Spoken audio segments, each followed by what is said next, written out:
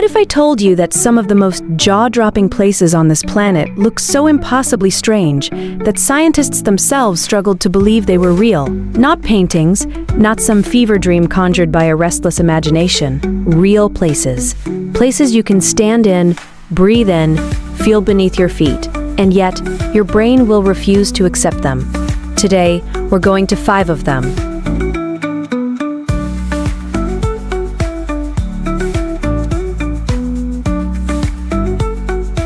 Number 1. Laguna, Colorada, Bolivia.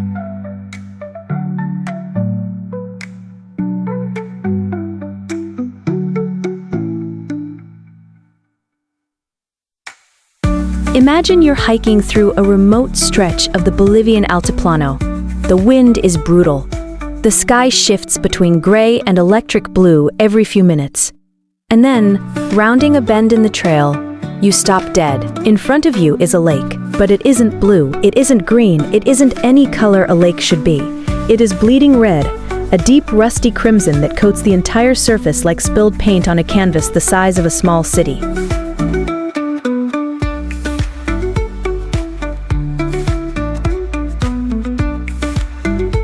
This is Laguna, Colorada, and it isn't sick, it isn't polluted. It's alive in the most unexpected way possible.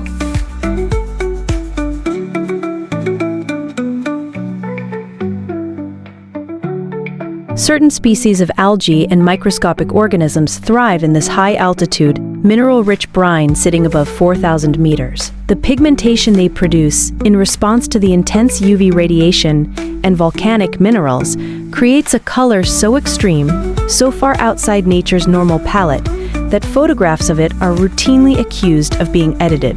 They're not.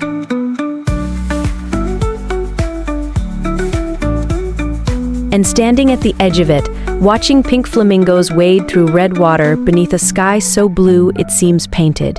You don't feel like you're on Earth.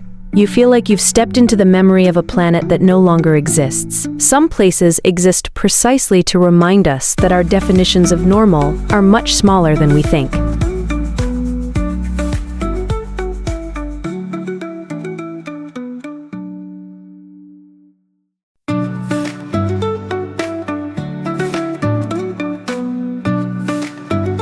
Number 2. Cave of the Crystals, Nica, Mexico.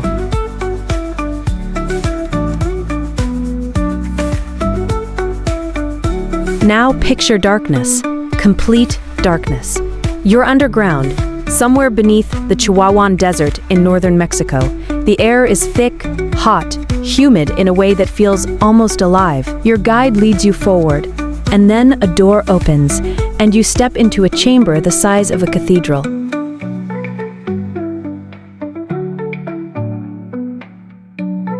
Except the cathedral is made entirely of crystal.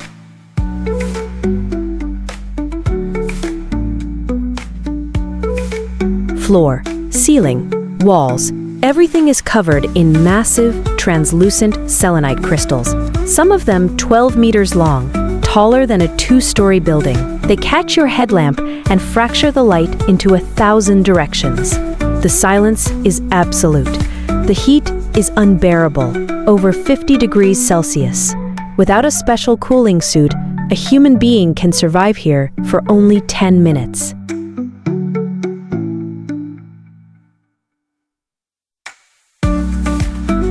The crystals formed over hundreds of thousands of years, growing slowly in a supersaturated solution of calcium sulfate, heated by a magma chamber deep below. The largest ones began forming roughly 500,000 years ago, in total darkness, in total silence, while everything above ground lived and died and was forgotten.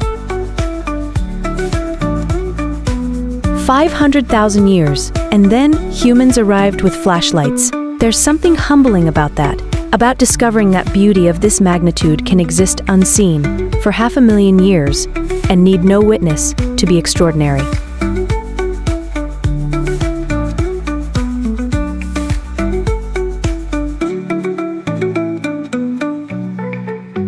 Number 3. Waitomo Glowworm Caves, New Zealand.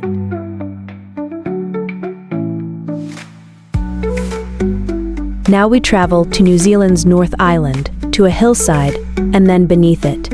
Inside a cave where the ceiling looks, at first glance, like someone has rolled out thousands of glowing fairy lights in the dark. Thousands of tiny blue-green embers, pulsing softly, covering every inch of the roof like an inverted city seen from the air at night. You are inside Waitomo Caves, and those lights above you are not lights at all. They are living creatures, larvae of the Arachnocampa luminosa, a species of fungus gnat found nowhere else on Earth except New Zealand. Each one constructs a tiny silk nest on the cave ceiling, then hangs dozens of mucus threads below it, like a bioluminescent fishing line. The glow lures insects upward in the darkness. They get tangled. The larva feeds. It is, when you strip it back, a predatory trap, a web of biological deception disguised as wonder. And yet, floating slowly through that cave on a silent wooden boat, staring up at 10,000 tiny living stars reflected in the still black water below you, you don't think about predation. You think about infinity. Nature doesn't just create beauty, it weaponizes it. It hides death inside wonder. And it does this so elegantly that we float beneath it in silence and feel grateful.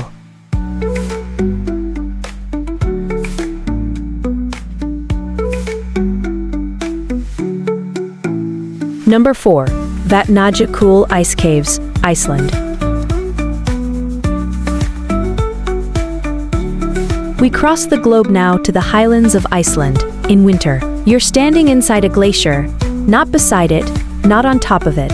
Inside it, the walls around you are ice, but not the ice you know.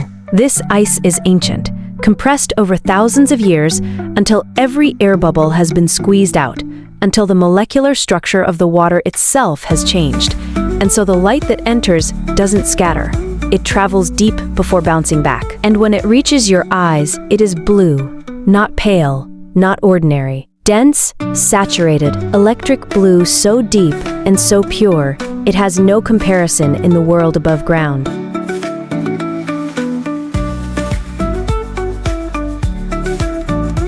These are the ice caves of Vatnajökull, Europe's largest glacier, carved fresh every autumn by meltwater cutting new tunnels through the ancient ice, then sealed again each spring as the glacier shifts. No two seasons produce the same cave.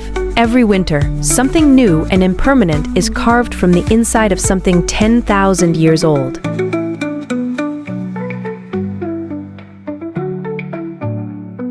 The oldest ice you can touch in these caves formed before the first cities rose, before writing, before memory. It was compressing slowly in the dark while humans discovered fire, built empires, collapsed them and forgot them.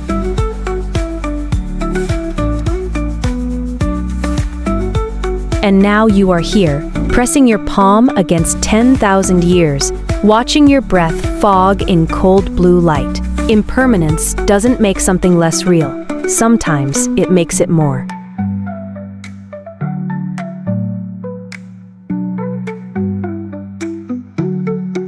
Number 5. Salar de Uyuni, Bolivia.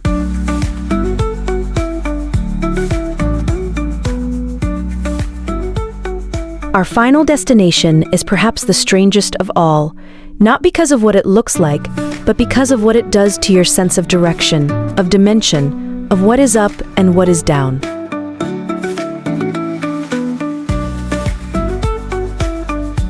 You are standing in the Salar de Uyuni, the largest salt flat on Earth, 3,500 square kilometers of white crystalline salt, sitting over 3,000 meters above sea level. In the dry season, it looks like another planet entirely, cracked hexagonal patterns stretching to every horizon, a white infinity that swallows distance. But come during the rainy season, come when a thin film of water, just a few centimeters deep, covers the entire surface, because then something happens that no photograph fully prepares you for. The surface disappears. The sky above and the sky below become identical. The clouds, the blue, the light, mirrored with such perfect precision that you lose all sense of which direction is which. You are not standing on the ground, you are floating inside the sky. There is no horizon, no edge, no border, just space in every direction with you at the center of it. People have walked onto that flat and wept without knowing exactly why. I think I understand it. When the brain loses its ability to locate itself, when up and down collapse into the same thing, something much older than thought takes over. Something that recognizes, for just a moment, that the line between earth and sky, between solid and reflection, between what's real and what merely appears to be, is thinner than we ever allowed ourselves to believe.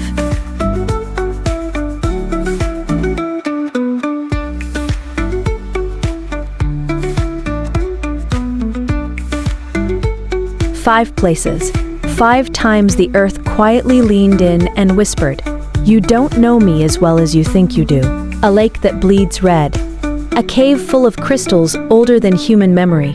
A ceiling of living stars, ice the color of an alien ocean. A sky you can stand inside. None of them are illusions. None of them are tricks. They are simply the world, doing what the world does when no one is watching, when no one is around to call it impossible. The universe did not build itself for our understanding. It built itself for its own reasons, in its own time, by its own rules. And we are lucky, genuinely, staggeringly lucky, to be the kind of creatures who can walk through ancient ice or float inside a sky-colored lake and feel something catch in our chests. That feeling, that breathless, slightly terrified, completely humbled sensation, that's not confusion. That's recognition. That's the part of you that remembers, however briefly, however faintly, that you are not separate from this world. You are made of it.